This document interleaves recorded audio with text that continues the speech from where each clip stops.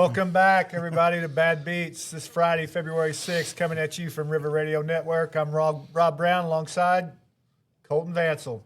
Bad Beats is brought to you by Missouri Farm Bureau Agency. Give agent Keith Parker a call for all your insurance needs. Also, Pro Edge Properties. Please contact Kenny Johnson for all your rental and real estate needs.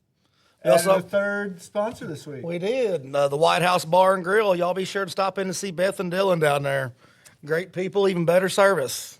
All right. Well, we made it back for our third week. Hopefully our viewers haven't just peaked and left us high and dry just yet, but we're going to continue trying to pique your interest in sports betting and the sports world to see, hopefully you're not tuning in just to see how bad we are.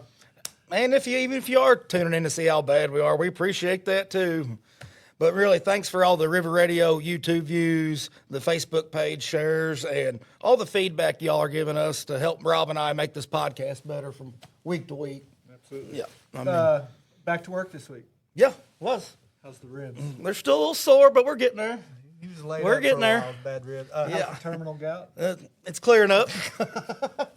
I was glad to get back to work myself. I hate the snow days stress me out, and I hate makeup days. I'm just trying to avoid any type of future winter storm or spring flood. So Right. We'll see things. Some things in the sports world this week caught your eye. Man, I seen where Max Crosby, he's wanting out of Vegas. He's upset. They shut him down over that lingering knee issue, and he didn't want shut down, and he does not want to go through another rebuild, so he said he wants out. I'm not sure why everyone wouldn't want out of the Raiders organization. Right, but, I mean, they're going to get Mendoza at the first pick. Maybe Brady can get him turned around, but who knows? What else you got? Atlanta Falcons new exec, Matt Ryan, he's not sold on Michael Penix Jr.'s QB, recovering from that knee surgery. And, they just hired Kevin Stefanski from Cleveland, and he's big on Dylan Gabriel, so I seen they may be interested in maybe trading for him. I like the Stefanski hire. I liked him when he was at Cleveland. You can't get through the Cleveland system, so I was glad he got out of there. I'm not sure that Penix or Cousins is the answer at quarterback, so they got some good young pieces. I mean, maybe one of the best running backs in the league, and Bijan. Got some great defensive players. Kyle Pitts finally had a breakout year. So finally. They got, it just took him 5 years to be the best athlete to come out of Florida. But anyway, what else, NBA-wise? Anthony Davis to the Wizards, I thought that was pretty wild. There were several players involved in that trade, but the draft picks, the 2 first rounds and 3 second rounds to the Mavs, they got a ton of picks coming up. They're in a rebuild, so I look for that to benefit them a lot. You also had James Harden going to the Cavs from the Clippers. The Cavs went to the Eastern Conference Finals last year. Yep. Donovan Mitchell needs some help. I'm not sure he's going to get it. And James Harden, his playoff record isn't the most stellar. He's got a long, famous line of lacking playoff success and quitting on teams. Yeah, I think pretty famous of quitting on his teams. It's like his 6th team in 17 years. So yeah. I don't know. I had a couple things, too, that kind of caught my eye. Last week we talked about Coach Belichick not being a first ballot Hall of Famer. Which is ridiculous. This week it came out that now the Patriots owner, Robert Kraft, also will not be a first ballot Hall of Famer. Also ridiculous. So there's a lot of petty sports journalists out there. Yeah. I think I read one article where, Bill Polian, the former executive for the Colts, had tried to influence, it was alleged that he was trying to influence some of the sports writers not to include them on the first ballot to kind of punish them for Spygate and Deflategate. And the other thing that caught me was our beloved St. Louis Cardinals. God. The rebuild is real. Yeah. Traded Donovan Osborne, one of my favorite players, to the Mariners. I mean, we got some great youngsters. We got a lot of pieces, but I did read an article where we had more top 100 prospects than any I seen that too. Yeah, I seen that too. I don't know. I like Wynn. I like to see what Weatherholt can do. I like Burley. A little worried about our pitching, both starting and bullpen. And the thing that drives me insane about the Cardinals is the outfield. There cannot be 3 worse outfielders in Major League Baseball. Nootbaar, Scott, and Walker. It just drives me crazy. Anyway, before we get going here today, a couple weeks ago I'd asked you about some of your bad beats. And, we've talked several bad beats. I even got a couple to talk about today. One I was a part of, one I just happened to catch on TV. But do you have any great wins or memorable moments that you've had? Yeah, I got a couple here I'll talk about. Your favorite is your closing cost. Yes, this is a good one. A couple years ago, I was buying a house here in town, and I'll leave the seller's name anonymous. Well, we were at Buffalo Wild Wings, and we were trying to, finalize some things, what we were going to do on this closing cost, and we were back and forth. I was trying to get him to pay it, and he was wanting me to pay it or split it. Well, just happened to be an afternoon Padres-Dodgers baseball game coming on. And I took the Padres, and they ended up winning 7-0, and it was a costly lunch for Mr. Anonymous on that closing cost. There you go. Not many people are betting the closing cost. Man, and I got on another that. one here that I remember. This was back in 2018. I had a 5-team underdog parlay. I had Rutgers, Army, Cincinnati, Oklahoma, and Utah State. Made this and just kind of quit paying attention to it. Utah State, they're out on the West Coast playing. And me and my brother, I just remembered it. And I said, I wonder what that Utah State game's doing. Over here blowing out Nevada, actually. A little $50 bet to win $5,700. Nice. Super underdog parlay, man. I guess my most craziest win was I went to a work conference at Columbia, and I was having dinner with a friend, and he's like, we were talking sports betting. He just throws me $50 out of his wallet. He says, let's throw together a $100 parlay tonight for NBA. It's the only thing going at that time of the year. So he picked 3 games. I picked 3, and like 4 of the 6 were on the West Coast. So went to bed, wasn't even paying any attention. Get up next day. I go to breakfast, go to meetings, drive home back to Springfield that afternoon. And I just got thinking, I thought, I didn't even check that bet. So I'm on my phone, I'm looking, and I got $3,800 additional dollars in my account. This is back when I was using an offshore platform. This is back before I had a bookie or sports betting came to Missouri. Using the offline thing was a ordeal as well. When you cashed out, you had to cash out in Bitcoin. So I tooled around with Bitcoin a little bit there about 5 or 6 years ago. And we was talking bad beats a while ago. Did you see the Missouri-Mississippi State game last Saturday? I did. They were up 8. They only have to cover 6.5. Wow. And the kid from Mississippi State just slops in a quarter 3 with 9/10 of a second left. The other one that caught my eye, I didn't bet on it, but did you see the Syracuse at North Carolina game? I did not.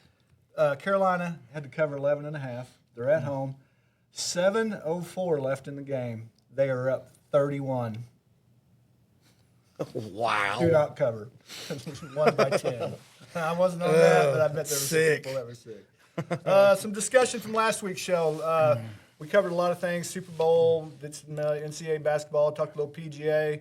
You gave your tutorial on numbers, odds, parlays. Yeah, we had a ton of requests for that from the first episode, and hopefully that helped everybody that's with us watching this understand sports betting a little better and how it works. Hopefully that helped you guys out. Like I said, I did get a lot of feedback on that. People, like my sister even texted me, and she's like, hey, I appreciate you breaking that down. Good deal. I understand it a lot better, so that was good for them. Not that we want to get a bunch of people into right degenerate gamblers, but if you are, at least you might understand it.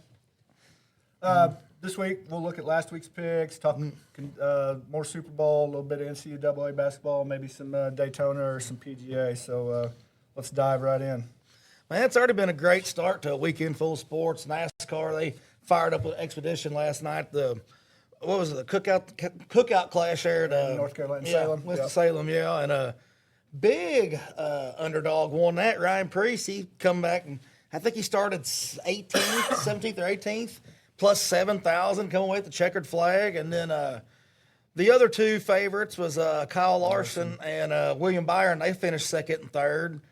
And William Byron. Kyle Larson was the favorite at plus 160, and he finished 7th. And Byron and Ryan Blaney finished 2nd and 3rd. I'm pretty excited for the Daytona 500 next Sunday. It's one of my favorites. Yeah, it'd be a good time. I'm kind of a NASCAR fan. There's several tracks that piqued my interest, and Daytona would be one of them. I got a bet early in on a couple weeks ago on the Daytona. I took Christopher Bell and Joey Logano to be top 5, and then I just threw out a long shot of Austin Cindric to win. I also got Logano. I like him in top 5, and I got a Ryan Blaney in there too, and I got Chase Elliott taking the checkered flag. You just never know there. One big bad wreck could wipe out half the field. Oh, yeah. Also jumped into this week's PGA event. Like I said, every week on the PGA, I always like to throw a $10 bet out there on some long shot, just for fun. Last week I took Jason Day. I think he finished -7, finished tied 38th. Yeah. This week I took my boy Sahith Tagala. He's coming off 2 top 10s in the previous 2 weeks. Pretty good form, and he was plus 5,000. So a $10 bet would give me 500 if he was somehow to pull through there. And last week it didn't matter because Justin Rose it wasn't nobody catching everybody. him. Wasn't Exactly. nobody catching him. Waste Management Open. I mean, it's a huge tournament. What hole's that? Everybody goes crazy on 17. Is that where they party 17, at? 16, It gets yeah. wild. Yeah. I took the sure thing this weekend. The Scotty Scheffler plus 500. He's dominated this tournament. He won it back to back in 22 and 23, and he's not finished worse than tied for third since then. Yeah. And I also have made another little bet. I have Cameron Young and I'm on Cam Young, man. That putter, baby. You took him last week. Yeah, and him and Schauffele both finished in the top 10 plus 250. I like that bet.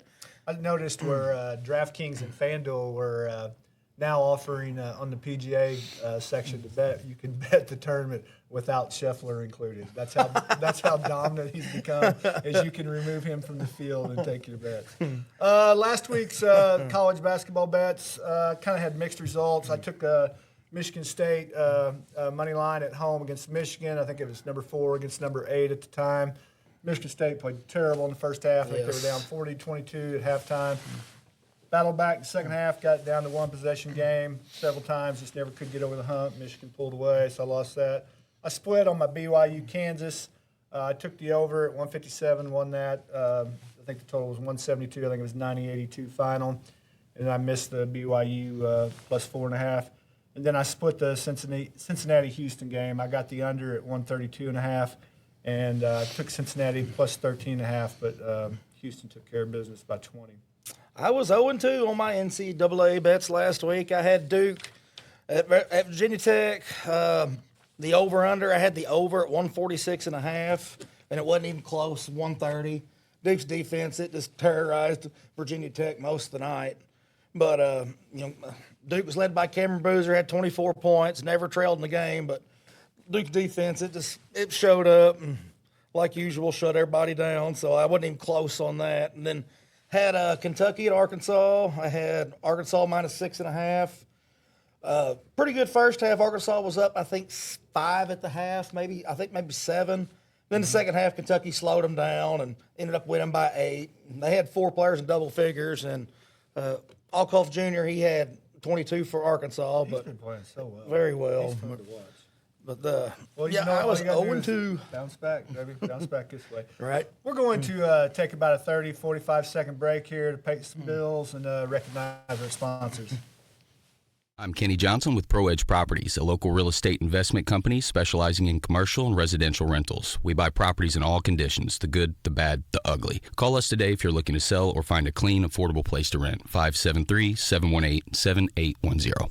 Formerly members only, now welcoming everyone. The White House Bar and Grill in Poplar Bluff is your new neighborhood dive bar, serving cold beer, a full selection of spirits, and a laid-back, intimate atmosphere. Great drinks, good company, and a seat waiting just for you. Talk with Keith Parker, your local insurance agent at Missouri Farm Bureau Insurance. Whether it's auto, home, life, or business coverage, he's here to help you achieve your goals. Trust Keith Parker and the long-standing reputation of Missouri Farm Bureau Insurance for all your protection needs. Super Bowl 60 is upon us. Where are you watching the game? Be at the Three River Shrine Club. We'll be out there watching it, fellowshipping with our fellow brothers out there. What's on the menu at the?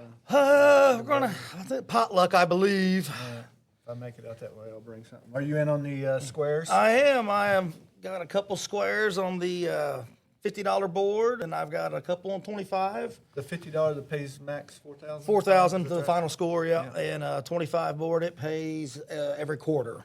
You got your DVR set for the Bad Bunny? I do. I actually cleared everything off to make sure I had enough space for it. You did. I figured he was right up your alley, so I just thought. Right. We spoke in great detail about the Super Bowl last week. We're going to kind of build on that conversation today, discuss some of the games and some of our picks, share those. Colton, have you made any bets yet? I got a couple made so far. I got 2 made right now. Drake May and Cooper Kupp, anytime TD. This game, I'm looking for New England's offense to show up and keep pace with Seattle. And I look for it to be an exciting back and forth game, something like a 27-24 or 30-27 affair. I like New England money line and the over. I got a few other prop bets I like too. Drake May over 200 passing yards and Darnold over 225. I really like this one. Hunter Henry 5+ I catches. saw his name pop up a lot. really Just like that one. Some articles I've read that, one of the most targeted red zone people in the I game. really like that. And JSN under 93.5 receiving yards. And I like Travion Henderson receiving rushing yards over 25. I like that one too. And I've seen a few things here. Mike Rabel, he's looking to become the first coach, or first person ever to be a coach, win a Super Bowl as a coach and a player with the same team. No one's ever done that. And I also seen where he's up for Coach of the Year tomorrow night. No coach has ever won the Super Bowl the same year that they've won Coach of the Year. Yeah. So that'll be announced before.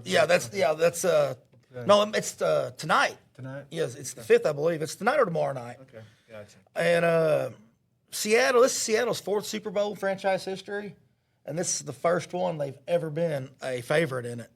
And New England, they were the underdog for the first time in the last 8 Super Bowls. First time they've been an underdog. Did you happen to watch that TikTok that Kyle shared with us? I did. The top 2 teams against the spread in the NFL this year Yeah. are both the Patriots and the Seahawks. I did see Ranked that, 1 and 2. yeah. So I don't know what you're going to get there. We're kind of on different ends of the spectrum on our outlook here of the game, so one of us is probably going to be happy. I've only made 2 bets this far. I had an anytime touchdown profit booster, so I took Kenneth Walker III and Stevenson both to score a touchdown at some point in the game just to kind of take advantage of that profit boost. The line still stands at Seahawks minus 4.5. The over-under dropped a point. 1 this point, week earlier this week it did, 45.5. I see the game kind of being a low-scoring defensive game, kind of depending heavily on the rusher, a high-volume rushing game, and at least early anyway. I'm looking, you were talking 27-24. I'm looking more of a 23-20, 21-17 type game. Anyway, some of the bets I'm going to probably take a peek at. I'm going to take Ramondre Stevenson over 50.5 yards rushing, Kenneth Walker over 72.5 yards rushing. I think I'm going to buy a point on the alternate total and take the under 46.5. Yeah. And then my highest unit that I will bet, I'm going to bet the Patriots plus 4.5 points. I see a good 3 or 4 point ball game. Going to see where that takes me. I'm also going to make a goofy parlay. I'm going to do the throw $5 on the national anthem. I'm going under 2 minutes. I like the over. I'm going to take tails, and that color of Gatorade dumped on the winning coach is going to be orange. So I like those that. 3 things hit. Probably won't pay me much. I like anything, that no but Gatorade it's bet. fun. I did Is that make plus 10,000. Yeah, I did make another wild one too. I forgot about this. Yeah, I have 2 field goals kicked in every quarter, plus 20,000. Oh my God, yeah, that's pretty good. Maybe you get a field goal award. College basketball this weekend. Obviously, the numbers ain't out yet, but there's a couple high-profile games I want to keep an eye on. Saturday night at 7 o'clock, you got number 5 Illinois at Michigan State. I think they're number 10 now, or maybe 8, maybe 10, in a Big Ten battle. That'll be a physical, low-scoring affair, I would think. I'm going to kind of see what the number on the under looks there. And then Saturday night, you got Houston and BYU, and I think what kind of draws my attention to that game, that is 2 of the most contrasting styles that you could find in college basketball. Houston's very deliberate, very defensive-minded, and BYU likes to let it rip, score a lot of points. So I'm curious what those numbers will be like. There'll be several other games out there this weekend, but I've got my eye on those 2. Yeah, for the 3rd week in a row, I've got Duke, number 4 Duke at North Carolina. Duke, that's right, the big Duke UNC. Yeah, 261st matchup in the Tobacco Road rivalry. Man, I look for it to be a physical game. All eyes are going to be on the 2 top freshmen of the ACC, Cameron Boozer and Caleb Wilson. Boozer's averaging 23 a game, and Caleb Wilson's averaging 20.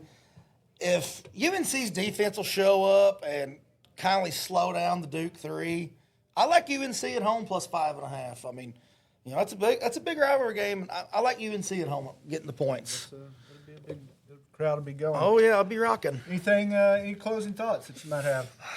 No. I do not, I guess.